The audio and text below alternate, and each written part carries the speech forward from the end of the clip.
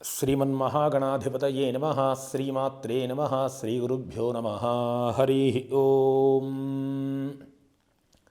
మనకి 18వ తారీఖున సోమవారము మార్గశిర మాసములో షష్ఠి తిథి కలిగి ఉన్నది. షష్ఠి ఎన్ని గంటల వరకు? సాయంత్రం 6:28 వరకు కూడా షష్ఠి తిథి కలిగి ఉంది. ఆ తదుపరి సప్తమి ప్రవేశిస్తుంది.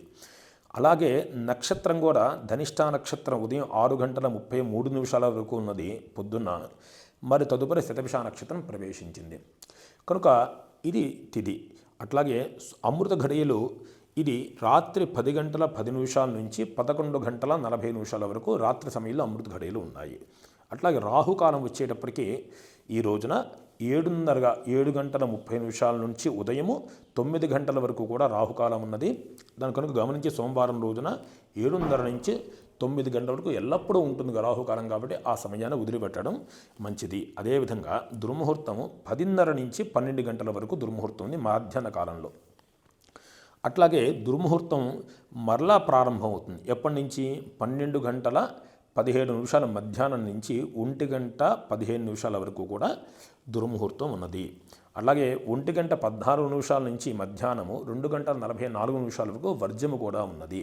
కనుక దాన్ని గమనించుకొని ఈ మధ్యకాలంలో ఉన్నటువంటి శుభ సమయాల్లో పని ప్రారంభించడం విశేషము. అట్లాగే ఈ 18వ తారీఖు మరొక విశేషం ఉన్నది. అదేమిటయ్యా అంటే సుబ్రహ్మణ్య షష్ఠి అయింది. ఈ డిసెంబర్ 18 సుబ్రహ్మణ్య షష్ఠి.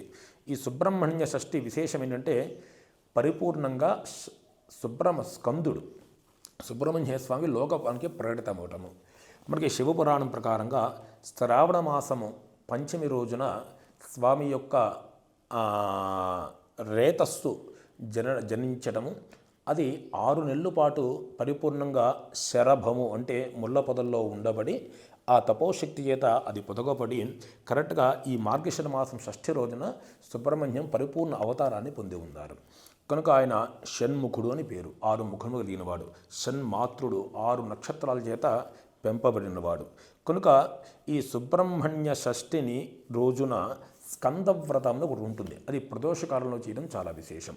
సంతాన విషయంలో ఇబ్బంది పడేవారు ఈ రోజున సుబ్రహ్మణ్యేశ్వర ఆరాధన వల్ల కానీ, ఆయన దేవాలయ దర్శనాదుల వల్ల కానీ, లేదా షడావరణ పూజ అని ఒక విశేష పూజ ఉంటుంది, అది జరిపించుకోవటం వల్ల కానీ, లేదా ఆ రోజు సాయంకాలం ప్రదోషకాలంలో స్కందవ్రతం అని ఒకటి ఉంటుంది, ఆ వ్రతం చేయటం వల్ల కానీ సంతాన సంబంధమైన దోషాలు దొరుకుతాయి. అంటే సంతానం పుట్టే విషయంలో వల్ల కావచ్చు, లేదా సంతానం వల్ల కొంతమంది పీడకు కూడా గురవుతుంటారు. వాళ్ళు సరైన మాట వినట్లేదనో ఇంకోటో ఈ కారణాదులు ఉన్నటువంటి కూడా తొలగి వారు శుభాన్ని పొందుతారు.